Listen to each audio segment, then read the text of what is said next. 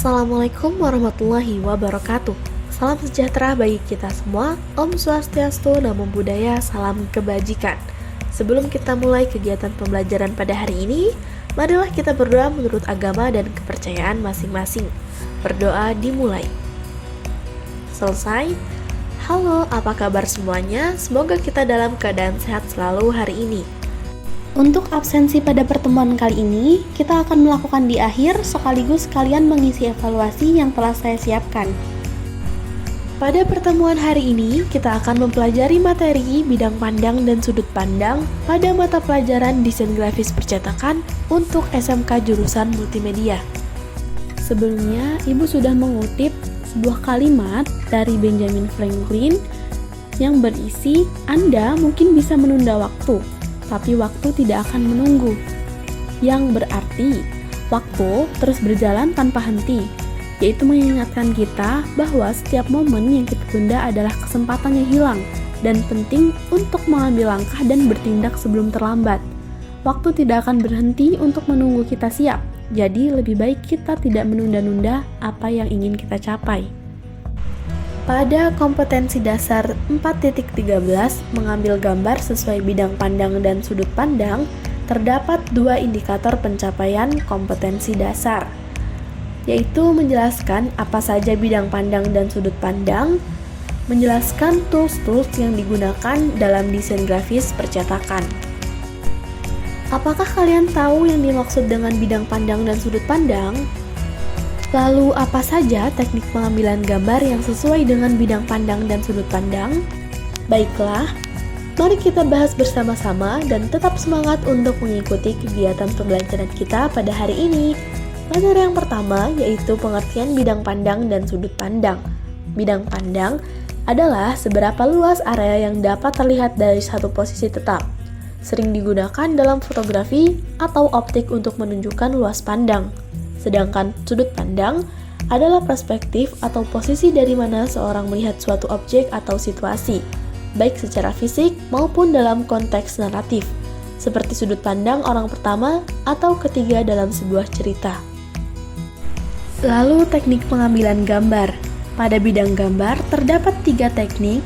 Yang pertama yaitu wide shoot, menjelaskan bagaimana foto yang menangkap area luas bisa memberikan konteks keseluruhan dari objek yang difoto. Yang kedua yaitu ada medium shoot, fokus pada objek utama dengan latar belakang yang tidak terlalu dominan. Lalu yang ketiga terdapat close up, yaitu menekankan detail tertentu untuk mengunggah emosi atau menyoroti fitur spesifik. Ini merupakan contoh hasil pengambilan foto dengan teknik bidang pandang. Terdapat medium shoot, wide shoot, dan close up. Selanjutnya, teknik pengambilan gambar pada bidang gambar. Yang pertama yaitu A-level, yaitu pengambilan gambar setinggi mata untuk memberikan kesan natural dan realistis. Lalu high angle, yaitu foto diambil dari atas untuk memberikan kesan objek terlihat lebih kecil atau lebih inferior. Lalu low angle, yaitu foto yang diambil dari bawah untuk memberikan kesan kekuatan atau dominasi pada objek. Dan yang terakhir, bird eye view merupakan sudut pandang dari atas untuk memberikan kesan keseluruhan atau landscape. Sering digunakan untuk desain arsitektur atau pemandangan. Ini merupakan beberapa contoh foto yang diambil menggunakan teknik sudut pandang. Ada low angle, bird angle, high angle, and A angle. Dalam desain grafis percetakan, ada 2 tools penting yang harus kita pelajari.